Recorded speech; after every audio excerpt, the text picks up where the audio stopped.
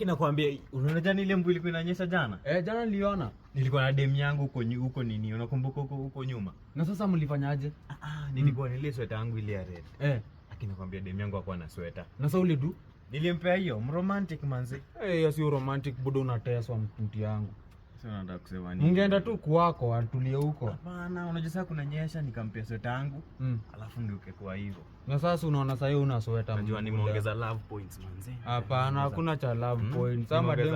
Ama dem saa zingine unaenda tu kwako. Azin, mbona ukampea tu sweta huu baki hivi? Sio nataka kuniita simp.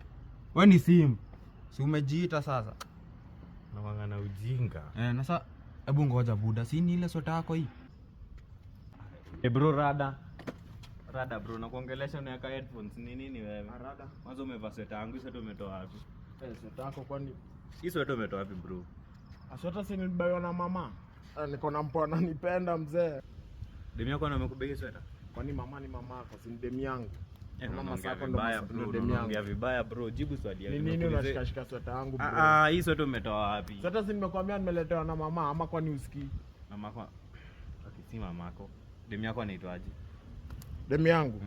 Kwani mbona unauliza? Nataka tu kujua demu yako anaitwaje. Demu yangu anaitwa Sylvia. One and only. Sylvia? Sylvia ndio amekupea sweta? Kwani umesikia nikisema? Silishakwambia Sylvia amenibaia sweta. Sawa. Haiko tu sawa. Mimi ni simu. Huyu jamaa pia na maswali. Mimi ni simu. Sawa.